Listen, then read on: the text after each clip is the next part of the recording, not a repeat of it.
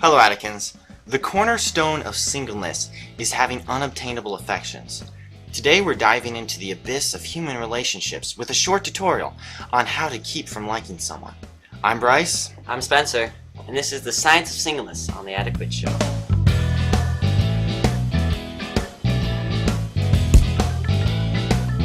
It is easy to not like a stranger, so if you can just keep a potential threat a stranger, you'll do fine. Most of the difficulties arise once the stranger finds out about your previously content existence. Then they enter the realm of accursed acquaintance.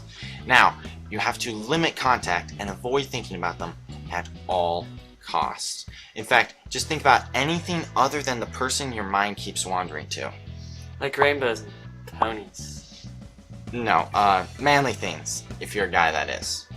Now, things don't really start to get dicey until you have the grave misfortune of them becoming friends. Here we have recruited Dr. Jonathan Meyer. Now, Dr. Jonathan has a degree in dentistry, which is the closest that we can get to the brain. He's here to explain how brain chemistry affects relationships.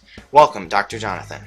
Well, thank you very much for having me. It's an honor to be here. Now, Dr. Jonathan, in some studies, high levels of plasma oxytocin have been correlated with romantic attachment. Oxytocin. It is commonly called the love hormone, but actually its primary functions are the contraction of smooth muscle, particularly during lactation and delivery. It appears we lost connection. Well, here are some things to avoid when around friends. Eye contact. It might seem harmless enough, but it stimulates oxytocin in the brain. Not to mention that staring at someone's pupils for a measly 10 minutes can induce an altered state of consciousness. Physical contact. Hugs? No. Handshakes? Only if you like to push the limits of biology. High fives? If you're feeling lucky. Avoid thinking about them. In your walk of singleness, you will find that there are certain persons that you are just weak for. You must resist the temptation to think of them. Distract your minds at all times. Ponies. Being a friend can lead to the disastrous result of becoming more than friends. Try also setting your standards ridiculously high. If no one meets them, it will be an instant put off. If you follow these tips though, you can make your affections unobtainable and keep yourself from losing control of your emotions.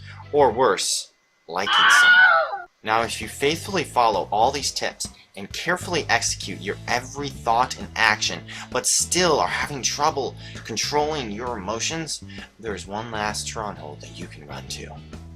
This may go against every fiber in your carefully constructed character, but by wholeheartedly liking one person, you can concentrate your emotions so much that you will like no one else.